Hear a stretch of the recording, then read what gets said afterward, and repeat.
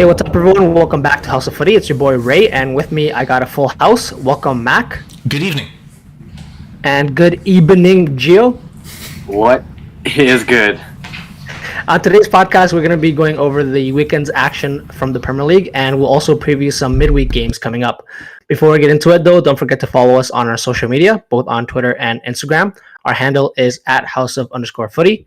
Also, don't forget to rate, review, and subscribe to us. We are on both Spotify and YouTube.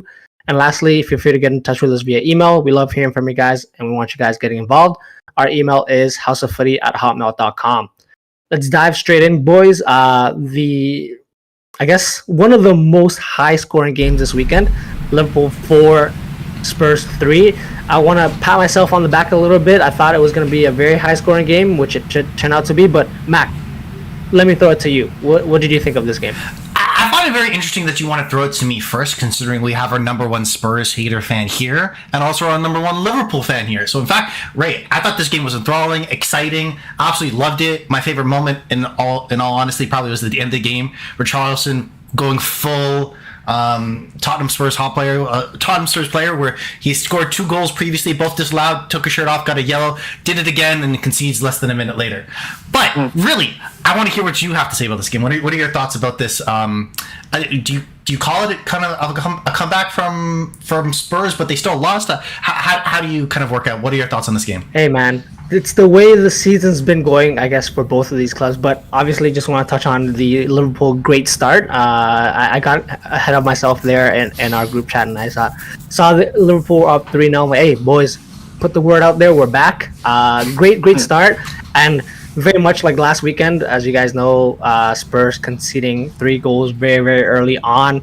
Defending, like you mentioned, Gio, abysmal at the back.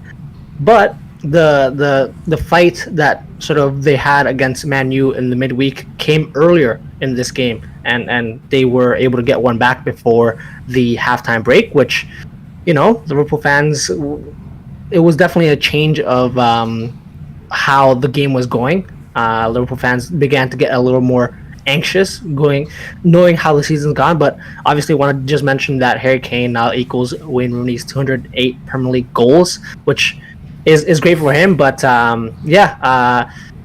basically, from the way I saw Gio, Liverpool started great, but Spurs hung on and actually put their foot back into the game. What were your takes? Honestly, like everybody expected in the chat, they expected almost a thrashing after that early hot start. Obviously, conceding 2 within 5, and then conceding that penalty from Salah. They thought it was another day in the office, 5-0 going into the half, but it wasn't that actually. And again, Spurs, Kulusevski had their chances. They could have tied it before the half ended, to be fair. But they just weren't clinical enough. But hey, if this is a glimpse of Spurs next season, just like the fight in general, they just need the right players. Like, it's there. Sad for me to say, it's there. I don't think Ryan Mason's the guy for the job, though. But I think it's there. But see, when Liverpool click, it's kind of scary how they can click offensively. But again, it just goes to show you how mediocre they've been, sort of in the middle, leading into the back, and can't really hold a lead in that sense. But it was, if you had to watch one game this weekend, it would have been this game. There's goals all over, and then, of course, 90 plus 3, Richarlison, and then 90 plus 4, Diogo Jota. I know for a fact Ray was jumping up and down, losing his mind. Like I said in the chat, I couldn't cash out for the draw. Right. And then a minute after, Jota scored. So, crushed my dreams there, ruined my Sunday, whatever, Hey, fantastic game. Yes, we can get into the nitty-gritty, but the fact of the matter, it was just a thrilling game. If you're not a fan, go watch the highlights and you will still be thoroughly entertained. Yeah, Mac, your thoughts? Overall, it showed like I think you, in terms of how you kind of phrased it, right, where this encapsulates this result encapsulates both teams' season in different ways. Where Liverpool can have a lot of things going very well for them in small sections of games where they seem like they're kind of previous selves, where they're able to put pressure, able to create an abundance of opportunities, and just odds are they're eventually going to score a couple. And they did that very early on, very clinical. Overall, great work from Trent Alexander-Arnold. I think that he has 5 assists in a row in the past 5 games, and he's actually done this twice, and he's the first player to ever have done it twice in Premier League history, so it's a great stretch by him. Funny enough, and the same thing on Spurs, this is the 4 games in a row that Harry Kane has scored away, and he's lost every single one of those games. So that's the first time that's happened in Premier League history. So even though you're kind of breaking history, it's really an example of how the highs and lows for each of these teams can happen, and why both of them, in all likelihood, are not going to be in a top 4 position, because they've been so consistently inconsistent in their performances from game to game and even in sections of games. So overall, it's a positive note for Liverpool to be able to pick up the result, because in all likelihood of any team outside the top 4 currently, they were my pick that if they were to overtake somebody, it would be them. They have an easier run of schedule, and this was probably one of the tougher results that they have to push through. On the positive Spurs side, if you were to be there, Son looks more of a threat. He's a player now. He's reached double digits in goals in Premier League again, which is good, because at the beginning of the season there are a lot of questions of where he could be, what could happen going forward. So at least you see some semblance of an attacking force again from the Spurs team. It's really, can they sort out their problems at the back? I do want to kind of. The player I feel bad for is Lucas Moura, because he's been with Tottenham for a very long time. He came on for 30 seconds, got a red card a couple weeks ago, comes on for Pedro Porro as a wing back, but he's not a wide back at all. So I don't know why he was doing that. Why he was subbed that poor from Ryan Mason there. However, Pedro Porro is not that great defensively anyway. See the first goal, but because I don't know what he was doing there. Either way, overall, I do feel bad for him, and I understand that he's probably going to be moved on to a different club, but he's had a lot of great moments for Spurs in his career, and it's tough to see that it's kind of sputtering towards the end for him here. Yeah, no, for sure. I love how you mentioned that. Obviously, with Harry Kane scoring and Son looking a little bit more like his old self, Gio might not like this, but how much, Gio, do you think that is down to sort of the Liverpool drop off after they scored the 3rd goal? Because from what I saw, it was all control, and then Robertson makes a couple mistakes. Van Dijk gets dropped by Perisic leading up to the goal. Fabinho looks definitely not his old self. So there's still questions in that back line, and I think the commentator during the game said Liverpool are still trying to get used to this Trent joining the midfield and then having that back 3. But I think the space is too much in between those defenders, especially if Robertson's going to be overloading that left-hand side. Is it a worry for Liverpool defensively, or do you think it just Son's clicking again with his old form? No, I think it's always been an issue for Liverpool. I think they've gone years succeeding with it, and that's why they're almost scared to move on from it. But yeah, it's been an ongoing issue. And then as a player like Virgil van Dijk ages, and people are starting to figure out, if we work around him, he's not as scary as we think he is. It's when we try to outstrength him, and you're not going to outstrength him. He's going to be taller than you. He's going to be bigger than you. But are there ways to work around him? And people are finding that out now. And if you drag him out a little further out in the pitch outside of the the 18-yard box, and you play through balls around him and play balls in behind him, he's less of a threat to any attacking side. So, and then in terms of Trent and Robbo, they love to push up, and they've always left that gap behind. But because of how cohesive they were back then, and with the addition of a more in form Thiago and things of that nature, like a Sadio Mane who demands so much respect in terms of defensively and not being able to cheat off of him, that's what got them that success, and they're scared to move on from it. But it's obviously not working anymore. Teams in the Prem have figured it out, and teams outside the Prem have also figured it out. So I think it's time for them to almost look for a new identity, look for new ways to work with the players that they have, and become the Liverpool of old. Yeah, Max.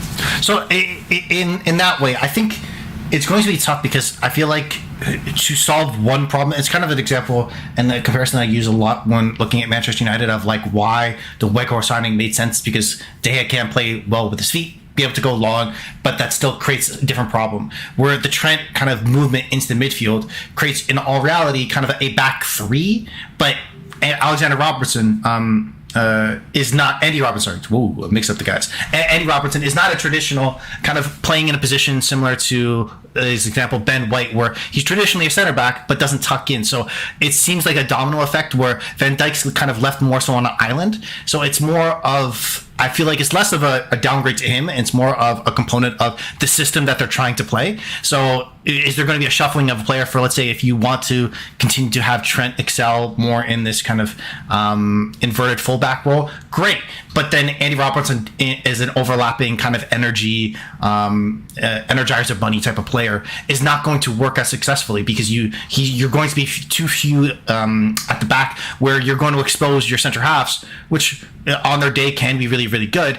But in 3-on-2 situations, there's only so many things that he can do. If it's a 2-on-1, what can he really do? You cannot hope for the best, and sooner or later, just by the abundance of those opportunities, he's going to kind of get put into situations, kind of put on a poster in a way. So it's tough there. I feel like it's more of a component of the system, less so kind of his necessarily downgrade, in my opinion. It'll be interesting to see, though, if this is the long-term game plan, what adjustment, what changes should happen around it, where they can still be successful and kind of, sooner or later, coaches, I feel like, and managers, like the Liverpool, the Manchester United, the Tottenhams, the Spurs, they're going to have to cut players that have done very well for them for kind of cutting off the arm to save the body in a way where, yeah, we don't want to do this because they're a great player for us, they've done so much for us, but what's going to actually make sure that we stay alive and be successful and see how we can evolve. So it'll be interesting to see what Liverpool does, but at least thus far, at least right now, what they can do, they're making of what they can until, of course, they go into the offseason and see if they can make more long-term changes there.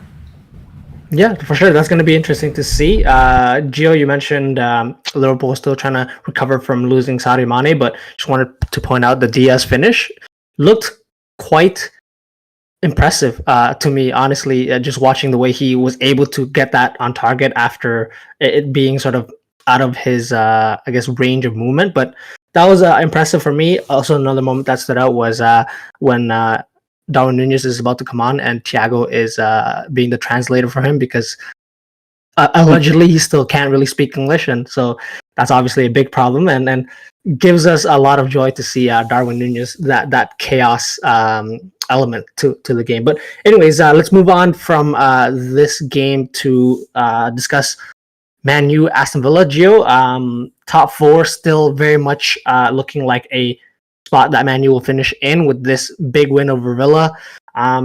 Very, well, not very different, but interesting how Ten Hag did change the starting lineup with Sancho, Rashford, and Bruno as the front three. Now, traditionally, we see Bruno as more of a attacking midfielder, as a lone 10, you might say, but obviously this game, Sabitzer, Eriksen, and Casemiro started in that three, and honestly, it looked good, I think. Ashley Young was also back to face his old team, which is always fun to see. But yeah, Gio, what were your takes for this game? Honestly, I think Man U were quite deserving of the win. They're, they not that they played amazing in the back or anything like that, but they did just enough. They did just enough to throw off Ollie Watkins. They did just enough to throw off McGinn. They did just enough, and sometimes that's exactly what you need. And to come in and play, not at your best form and not at your greatest form, compared to early on or mid-season, and to play a team as hot as Aston Villa, who's just climbing up the ranks of the Prem, can be intimidating. But again, I think it's credits to Ten Hag to put this team out, try something a little different, and for it to work just enough. I think. Sorry, if I had to say one thing, I think Bruno actually played quite well. Apart from his moaning, I think he played quite well. And yeah, what else can I say? Like it was just doing just enough, but exactly how they wanted to go. They had the better chances early on. It could have been early on, like 2-3-0 going into the second half, but sometimes the ball just doesn't go your way. But they were able to get one, and that one was all they needed. So yeah, I would say I would tip my hat off to Ten Hag for sure. Yeah, Mac, with this game that we were actually looking at closely just because of the potential slip for Man U in this sort of late run into the season with a lot of games coming back after each other. So were you a little bit disappointed in how Villa sort of approached this game? I think only 7 shots in total, 1 on target. I feel like it just was a little bit too much of a step for them. What are your takes for this game? I completely agree, because the change in midfield for Manchester United, what that kind of negated was Aston Villa's tendency to kind of overwhelm their opposition in counter positions by winning the ball in midfield and being more aggressive in there and see if they can get on the front foot, because their best goal threat, Ollie Watkins, he's best in his ability when he's going on the break, one-on-one situations coming up from wide and seeing if he could take players one-on-one. When you're taking away Bruno Fernandes, who, let's be real here, is a 0 on defense, and putting a Sabitzer in there, who's more of a midfield engine beside Eriksen, and allow the two of them along with Casemiro to dictate midfield, it's hard to be able to break those lines in possession and in terms of a counter press. I think, though, in this result, if we're kind of taking it from Manchester United perspective, is that it was a great result, not necessarily a great performance in some ways. They kind of needed to do what they got done what they needed to do, and it really kind of shows how well they performed well at home and how tough that's been for any team to really go into Old Trafford, even an Unai Emery team who prior to this game they went 21 games under Unai Emery, scoring at least 8 goals. So this is the first time that they haven't scored a goal in that long stretch. And Manchester United's home front, which I think is going to be vital if they're going to kind of make sure that they stay in that top 4 position, because they're unbeaten in 26 games at home, and they have the second most points in the Premier League this season, next to Manchester City in terms of playing at home. So that's very important for them, make sure that what they can do in the long term. But my favorite part of the game, I'll be completely honest with you, if we're going a little bit more hot takey here, is Sancho yelling at for Bruno, stop moaning, complaining, and I saw the whole bit of it, and I absolutely loved it because it's on point. And now I want to apologize for you guys, because I've always said that they should have signed Declan Rice. I take that back. This was the moment. Sancho was the right guy, because he needs to tell Bruno to stop it, because it's pathetic. Absolutely love it. But to go back to Aston Villa, this seemed like in terms of a little bit of a step too far because of the ability to be able to pack the midfield. They're going to struggle to break teams down that can play more defensive, and have so many bodies back in the midfield and still be comfortable on the ball, as Manchester United are. But I think this potentially is just kind of a hiccup in the road because of how well they have played and continuously going forward. I think that they're going to be in a position they could strike for European football, which can only further kind of enhance their club going into the future year. So this is just, for me, it's a small blip on the radar.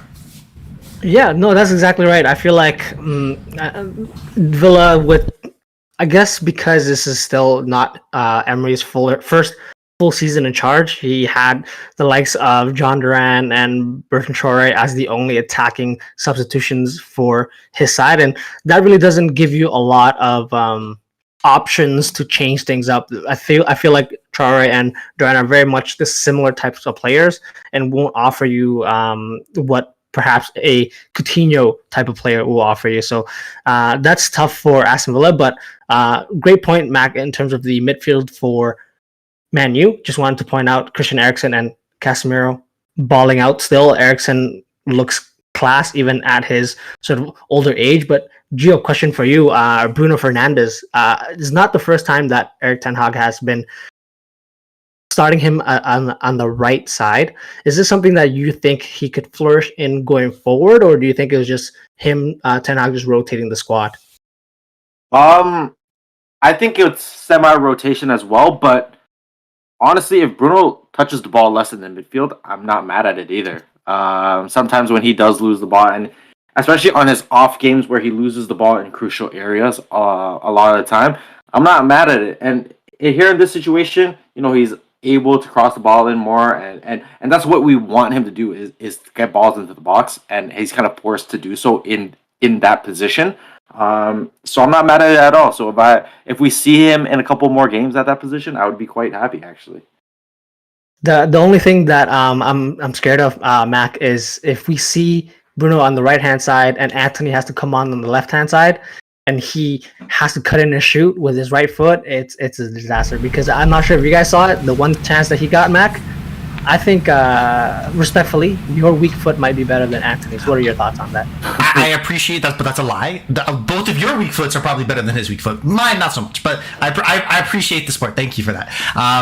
For him, Anthony, though, if Fernandez is playing on the right-hand side, because for me, Anthony is a straight out right winger, and that's it. He's not going to play on the left-hand side, and I guess the only person that should be really happy about that is probably Jadon Sancho, because that probably guarantees him more minutes on that left-hand side with if Rashford's playing down the middle, right? So it'll be interesting to see. I think if Fernandez does stay on that right-hand side, the question would be is what wide back makes sense for him? Do you want someone like Dalot that's going to overlap and bomb and get on, but then that right side literally is barren space in behind, or do Wan-Bissaka who's gonna be like, hey, I will do all the defensive work, but I'm not helping you because I don't want to help you because you suck.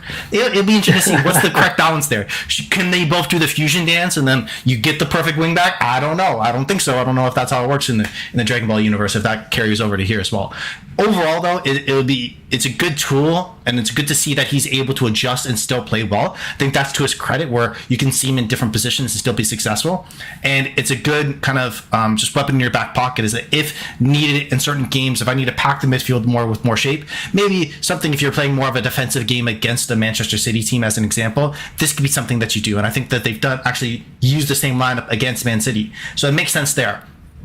However, even though this is more of a short-term band-aid, kind of a tool in the tool belt, I think if you ask Erik ten Hag and kind of tied him down and gave him truth serum, is this how you want to play? No, never. He would never want to do this. He would want to look at more progressive, attacking, full, like free-flowing offense where it doesn't matter as much, and I can get my wingers high up and pin them to be able to take it there in the wide backs one-on-one, but it doesn't have the tools right now to be able to do it. So it's a good option to have now. It'll be interesting to see if going forward in future years, this is something that he does implement again. Yeah, so we just have to see, I guess, how the season will end for Man U and how he rebuilds that Man United team in the offseason. But let's take a quick break here, boys, and then we'll be back to touch on the remaining games from the weekend.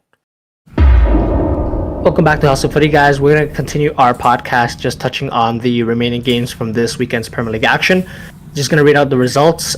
Crystal Palace 4, West Ham 3, Brentford 2, Nottingham Forest 1, Brighton 6, Wolves 0, Bournemouth 4, Leeds 1, Fulham 1, Man City 2, and Newcastle 3, Southampton 1. And now what we're going to do is we're just going to pick a game, and then we're just going to discuss our thoughts on these games. So first, Mac, what's your game? The game that I would definitely want to talk about and probably brought me the most joy in watching for a couple different aspects, which I'll share with you, gentlemen, is the 6-0 win for Brighton against Wolves. I thought Brighton played phenomenal, looked like a tier above this Wolves team, which has been on the comeuppance recently, playing well under Julian Lopetegui, great management. Even prior to this game, had won 3 of their last 4 games, and they were lost becoming against Leicester as a 2-1, so still is a decently close game there, and had every chance to be able to win that game. So they have been much more of a dangerous opposition, and Brighton completely dust them away as if they were absolutely nothing. Watching the game, you could see Lopetegui was completely frustrated with his Wolves players in terms of how they were handling Brighton. But the reason why this was a great game for me, a couple different points. One, Billy Gilmour, Scottish legend, whom I love with all my heart as a Scotsman, played in the midfield, and arguably Rupert De Zerbi, after the game, the manager for Brighton, said that he was the best player on the pitch. Love to see it. Let him keep playing. Let my boy free. Because he was able to kind of make sure that the linkage between the midfield and the attackers for Brighton in this particular game, he put a lot of balls through for Enciso, for Gross, for Danny Welbeck, and they were able to get on the attack and play well in transition, and in key moments be able to make sure that they're he was like kind of the first pass, if it, in some ways really had the hockey assist as making kind of that linkage play for something that happening on attacking sense for Brighton. So absolutely love to see how well he was playing. And Brighton, again, I'm covering these gems. Undev, I've never heard of you before. I apologize. But that chip was disgusting and Messi-esque. Phenomenal. Absolutely love to see it. Danny Welbeck scoring bangers. Arsenal player, let's go. Ignore the menu part, that's okay. But again, overall, they keep unearthing these gems. Everyone wants to be able to hire their managers. Everyone wants their sporting directors because they're able to produce players like this, have them keep coming through and keep performing well. So love to see how well they're playing. And you can see they're still dangerously pushing for a European spot. They've played the fewest games thus far in the Premier League, only have played 31. So they're still in a shot to potentially make it a fifth or sixth to potentially get into Europa League, which would be huge for the club. So absolutely love to see how well they're progressing. But again, especially for how well Billy Gilmore's playing. So love to see it. What are your thoughts on the game, on that game, boys? Yeah. Well, for me, just wanted to say as well. Yeah, Undav, that chip, just absolute class to round it off. But Enciso looks Premier League ready. I would argue, definitely more Premier League ready than a certain big money signing, Mikhail Mudryk for Chelsea. Different scenarios, different situations, but hey, just the way he played, the way he was linking up, and his goal against Chelsea, that's just popped into my mind. Pascal Gross popping up everywhere. As we know, he's been playing in midfield, also plays as a wide back, and even sometimes I think even started as a striker for that Brighton team. So just very, very well-rounded player.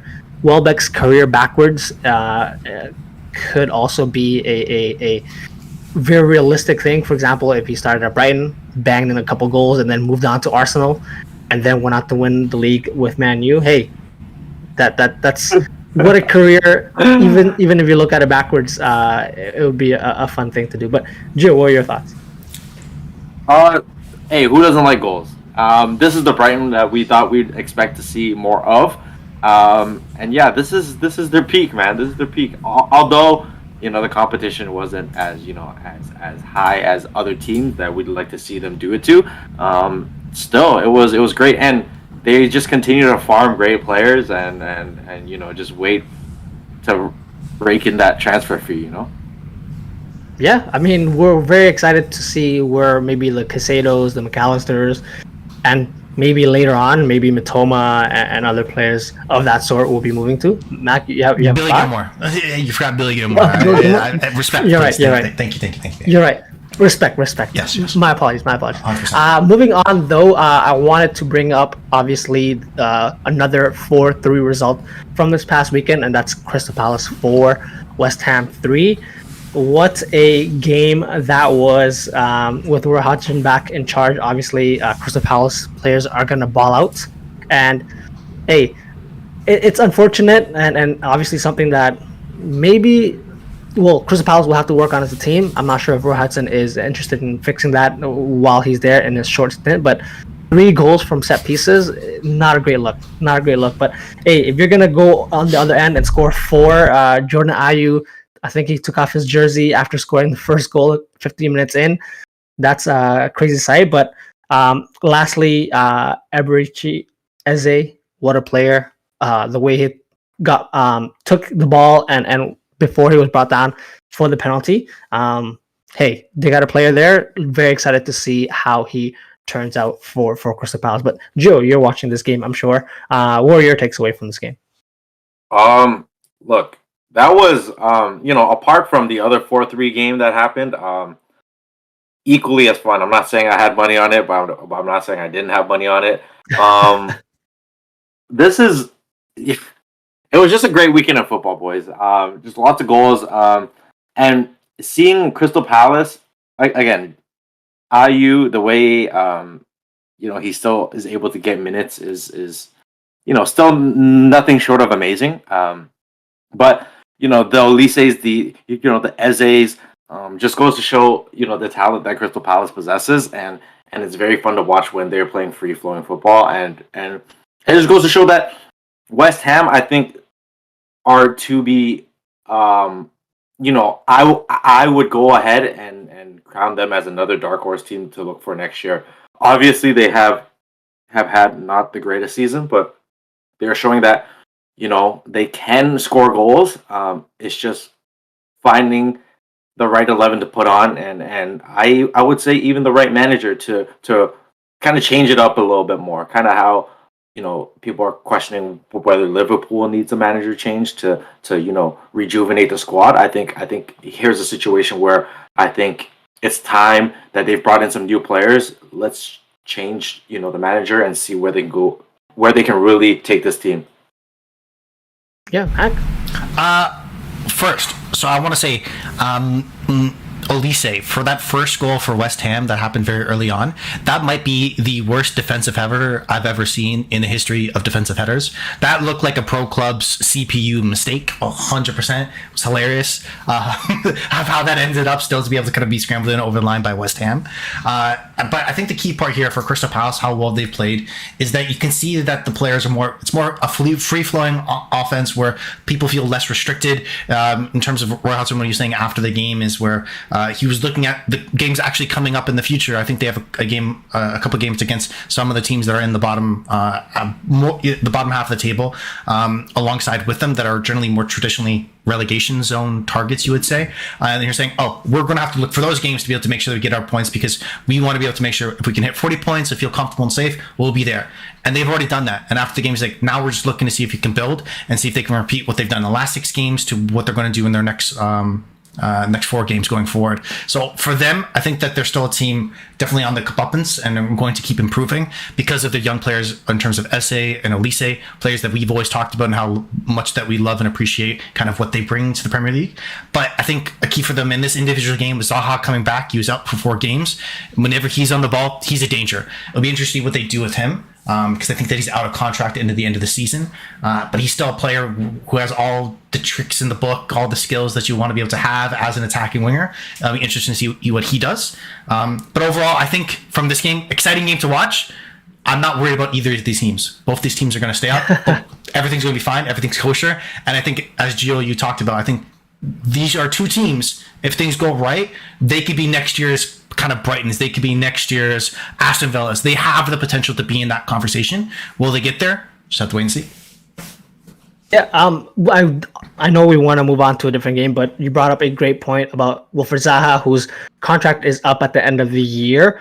He is turning 31 later this year, and Crystal Palace, I understand, have offered him a contract to make him the highest paid player in Palace's history. But at this point, obviously, it's a lot of moving parts. But what do you think, if you're Wilfried Zaha or Crystal Palace, Mac?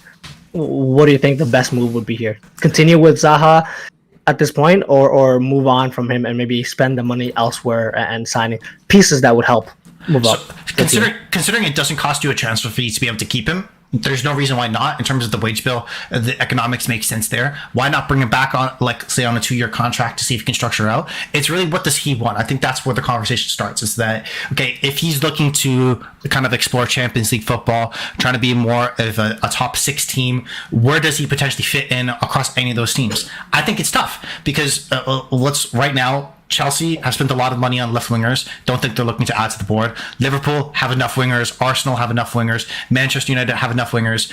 You're looking at Tottenham. You're basically replacing Son for Zaha. There's not much difference between the two. Let's be real here. You're talking about there's not much wiggle room, I feel like, for him to be able to move up into the Premier League, to be able to make sure that he's still going to get consistent minutes. It just depends on what he's looking for. Does he want to become more of a piece of a puzzle, or does he still want to be the guy, right? Because you want to be, I think the saying is a big fish in a small pond, or a small fish in a big pond. He has to make that choice. And I think that's what it really comes down to, because I think he brings a lot to the team. He's one of the main reasons why they are where they are in the Premier League. So they're going to kind of pay homage to that and give him the money. It's just up to him what he wants. And for you, Gio? Sorry, could you repeat the question? You guys I kind of lost you guys there. The Wilfried Zaha situation. If you're Zaha, do you want to stay? If you're Crystal Palace, do you think you'd offer that much money for him, considering that he is turning, like you guys say, the wrong side of 30? I'd have to agree with a lot of what Mac had to say. Sorry, but yeah, if I'm Wilfried Zaha, if I can still hypothetically get the bag at Crystal Palace, I am getting the bag until they force me out of that building. Look, again, wrong side of 30. Where does it take him? Unless he wants to play at a lower level club elsewhere in Europe, I can't see him wanting that. Going and playing at a lower, tier club in Spain or Germany or whatever the case may be, in France even. But yeah, no, I think he's at a place where the fans do appreciate him greatly, and he does feel right at home. So why put yourself in a tougher situation? Collect the bag, or like don't force Crystal Palace's hand where they can't afford you. Have some solid negotiations. Make enough where you're comfortable, and that you're still starting, and you're still valued, and you get to play football as you please. So, hey, if I'm him, I'm staying at Crystal Palace. So, quick question. I got me thinking. I was running in the midst of this conversation, so I don't mean to throw this guys at you at the moment. But for the next season only, if you're Newcastle and you don't get a big money signing, would you take him or Saint Maximin starting? Who would you rather have part of your team in a starting 11? They play the same position. Saint Maximin, I would argue, is probably a little bit more injury prone. I understand Newcastle just spent money on Anthony Gordon, but I think that was more for just really pissed off Everton fans, maybe. I think that's what we can kind of conclude. But, okay, aside from him, but if you're Newcastle, why not them for maybe a 2 or 3 year contract? You have the money. You're in the Champions League. I think that's the only team I can think of where there is an argument of making sense. I doubt it'll happen. But next season, who you got for next season? Saint Maximin or Zaha? If you're Newcastle, who would you rather have? Oh, I think Zaha. The way he's been proven, obviously, in the Premier League, it's close because of what Saint Maximin can offer on his day, but consistently wise, and we know Zaha on his day can create his own goal, create multiple goals for his team, and just brings that sort of pedigree to that team. I would think Zaha, but yeah, it's tough because I don't think it'll happen, but great shout. What do you think, Gio? Yeah, definitely Zaha. Again, he just knows the Prem in and out, and the way I think he's a better shooter than ASM. Again, that won't cost them much considering, who's funneling them the money. But, to have, even if you don't, even if Maximin is still there and he's still in the picture, I would still try to go after Zaha if that's the case, if you can get him at a cheaper cost for that depth, for the sake of depth, to have him there. So, yeah, that's actually a very great shout. And now, I would actually love to see that, actually. Yeah, we'll definitely have to wait and see what Zaha himself wants as well, because obviously that plays a big important part. But lastly, but certainly not least, Gio, what's the game of your choosing for this weekend? Game of my weekend of this bunch would be one of my favorite teams to watch as of late. This season, actually, for some reason, I just always stumble across their games. Man City? Is nope. Although congratulations to them for jumping into first. Is Bournemouth. Bournemouth played a fantastic game. They got out hot early, 2 early goals, and then a guy who is performing quite well in Mr. Dominic Solanke. I had let me be very candid with the listeners. I had a 3-game parlay, expecting, some wins, some goals. I thought, Bournemouth would squeeze one out at Leeds. It'd be a, lower table battle, as Leeds is trying to get out of the relegations battle, trying to secure safety. I thought it'd be tough.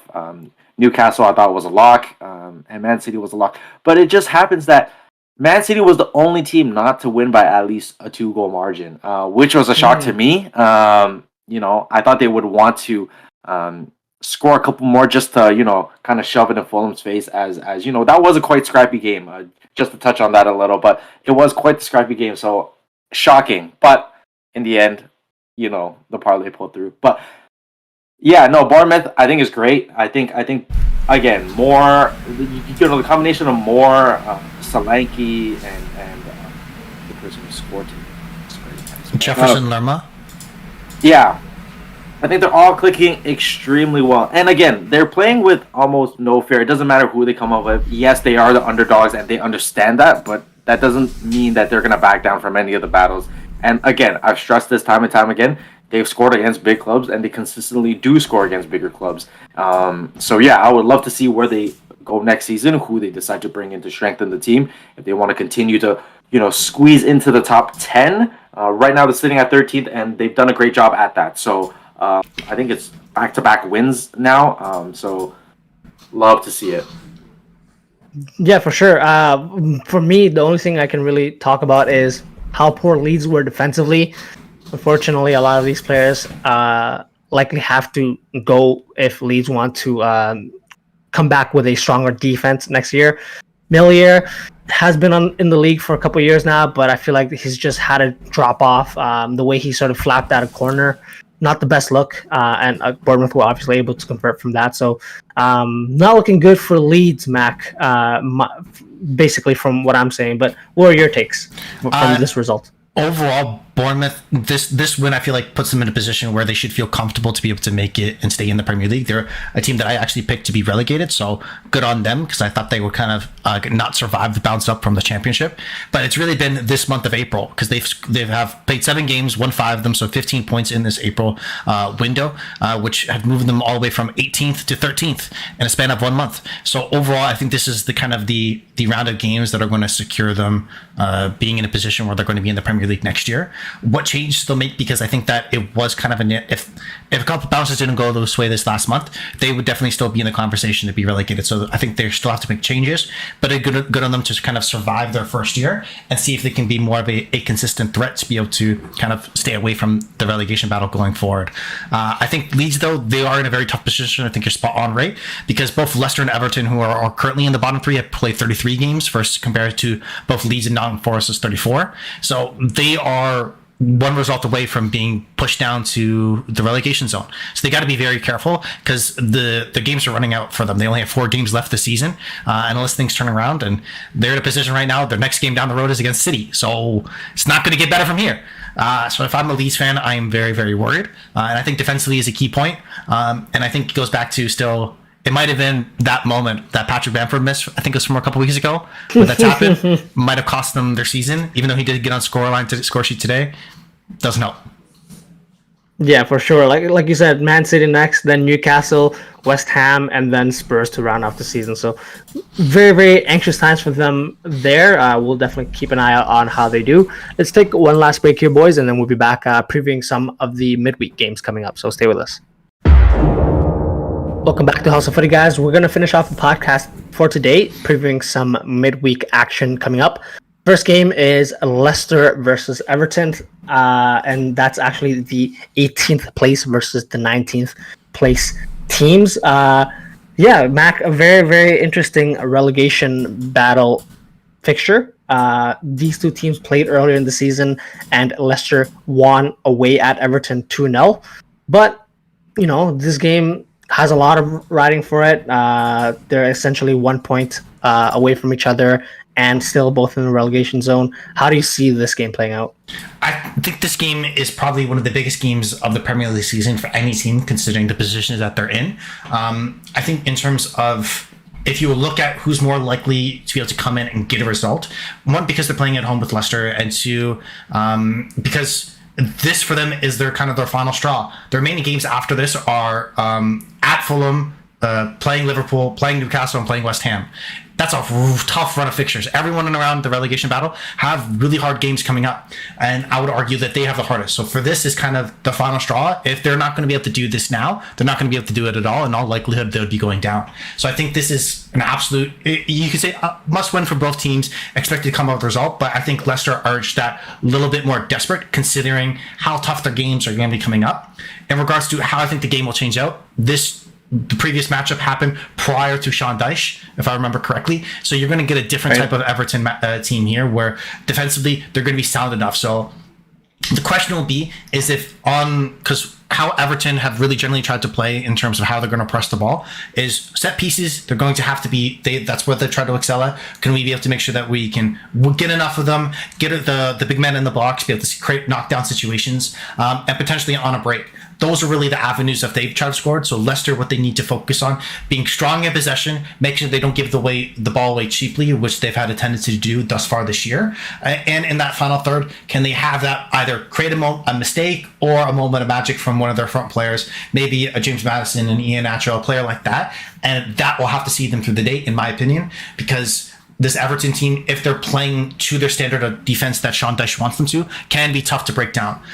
So that's how I see this game going, given those factors. So overall, really excited to see what happens. But like I said, it's one of the biggest games of the season. A potential 6-pointer in some ways, where you're pushing your opponent further down the table and hopefully kind of pushing yourself up. So overall, very excited to see what happens. Very excited to see what happens, but I'm disappointed in Mac the way you didn't include Jamie Vardy's name in that Leicester attack. Hey, what a fairy tale ending for Jamie Vardy to maybe his last season at Leicester. Keep them up by going on a scoring streak. Who knows if it will happen? I don't think it'll happen personally, but hey, what an ending it could be. Gio, what are your thoughts for this upcoming game? Yeah, I mean, I think both teams are equally as desperate because if they're gonna have any shot at keeping some of their bigger names, the only way they're gonna do so is to stay in the Prem. Now, who has invested more into the club recently? Very obviously, Leeds. Sorry. Leicester versus Everton. Oh, sorry. Sorry. So, it's obviously. No, who has more to lose? It's obviously Leicester. Sorry, guys. But, now that, you didn't sell when you were supposed to at the window to get the money, Jamie Vardy's at a point in his career where you're not really going to salvage money out of that, that whole situation. So, if you're going to keep any players or even need to bring any players in, obviously you got Soyuncu off your books because he's obviously going to Atletico Madrid. God bless him. Because I don't know how he's going to fare out there. Not any better, I'm thinking. But, if you're going to want anybody to play on your club, attract any type of players, you're going to have to stay in the Prem. And as for Everton, you've had a long run here, but you guys look miserable. So, it's tough for both sides. Both sides are going to have to sell, I think. Some, even if you stay in the Prem, you're going to eventually have to sell. Right. So it's a tough look. But I think Leicester kind of edges this one. I think going forward, they are more dangerous. I don't think Calvert-Lewin is a threat at all these days. Far from. Sims definitely, to me, isn't a threat since I've watched him in that Liverpool game fumble the bag a couple of times. So, yeah, I'm going to have to side with Vardy and Maddison on this one. Yeah. It's crazy because potentially one of these two teams, I mean, they could play out a tie, but if one of them wins, it's kind of confirming that the other team likely will go down. And can you imagine Leicester recently won the Premier League going down, or Everton, who have been in the Premier League for this long, and the types and the names that they have are sort of synonymous with that team going down. It's crazy. So big game to watch, but another big game, Gio, another one for Man U. It feels like they never end. Man U are hosting Brighton, and obviously they played in the semifinal for the FA Cup, which Man U won on penalties. But earlier this season, very early this season, Man U lost at home to Brighton, and this was a game that, it wasn't the Man U that we're sort of seeing now, but also Brighton are very, very good. They're firing on all cylinders. 6 goals in the past weekend. Big game for them to sort of get some revenge against Man U. What are your thoughts on this upcoming game? Honestly, I'm quite worried. If I'm going to be completely honest, I am definitely worried. I think whether you take today's blueprint and you put Bruno out onto the side, I think even then, Brighton's midfield outclasses Man U's. I think they're much more gritty in the midfield. I think they are more cohesive in the midfield. They have sharper passing in the midfield as well. And then to have, Matoma face Dallo. I don't know if Wan-Bissaka gets a start. Hopefully he does. I think in this situation he will. I just don't think Dallo is up to the task to mark Matoma. Last time Bissaka faced him, I think it ended up quite well. Not the I think it was the FA Cup semifinal. Right. That ended up quite well, but I don't. So it would have to be him to start. So going forward, I think it might be a little trouble for Manny to score. But I think if they can keep it a 0-0 draw and still salvage a point, I think me personally, I'd be quite happy with that. Just knowing how potent a Brighton offense can be at this point in time. Yeah, for sure. And Brighton were able to rotate some of those players in the weekend game. Matoma didn't play. Didn't start. You had McAllister, Casado also on the bench. So yeah, I think are quite looking forward to this match as a revenge match. So Matt, what are your thoughts? I completely agree. I think that last point that you just brought up is absolutely vital, because initially when you looked at that Brighton lineup from the previous matchup against Wolves, you asked some questions like, why all the rotations? What's going on here? Is there something that we don't know? But if this was what before, it makes a lot of sense, because you want to get your players rested, because this is kind of a revenge game, and just as important for Manchester United, because they want to be able to make sure they capture any points to stay in the top four. Brighton are still looking to climb the table and then get into a European position. So they're looking at, hey, if we can see out Wolves and bring all of our big guns on for Man U, get this at 3 points there and put themselves in a position to kind of continue to climb up the table. I think, though, on the Manchester United side, because these next two games are both away, it's away at Brighton, then away at West Ham. I think if they get 4 points out of those two games, they probably feel comfortable. It's like, hey, we're definitely going to be in the top four. We don't really have to worry about as much, because the games are kind of counting down there.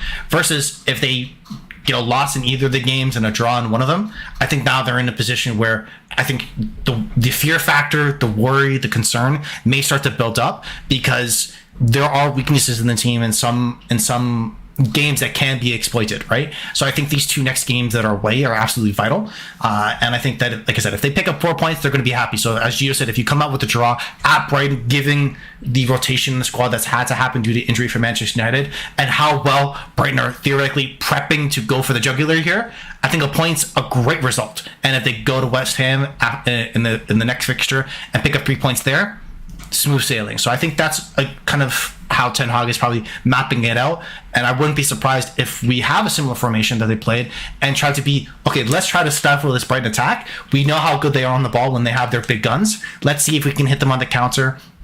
And I wouldn't even be surprised if they go to, instead of, I know this might be a little bit, if they don't pack the midfield, I wouldn't be surprised if Weghorst starts to play as a 10 behind Rashford, to see if they can just try to be able to hit quick counters on the break with those two players and have kind of a solid kind of back 8, 4-4-1-1 in some ways behind them, at least kind of blocking off the Brighton possession in counter-attacking spaces. So overall, I think this is an exciting matchup. Can't wait to see what happens. And both teams really have a lot to play for still. Yeah, I love how you mentioned the obviously this game, and it's been like this because of commitments for Man U in different competitions. I feel like if they get over these next 2 away fixtures, they should be good after that, because they will actually have a week in between games, Gio, which they haven't had for quite a long time with the Europa League games, FA Cup games, and all that. So a lot of bodies need to come back for Man U, hopefully to finish the season strong, and we'll definitely see how they fare in the next 2 games. But on that note, we're going to finish the podcast for today here. If you like what you heard, please like and subscribe to us on our social medias. Our handle is @houseup_footy. If you have any comments, suggestions, or general banter, get in touch with us via email as well, houseoffooty@hotmail.com. The next time you hear from us will be Friday, when we review the midweek Premier League games and look ahead to the next weekend's games. On that note, thank you, Mac. Peace out. Thank you, Gio. Good evening. See you guys.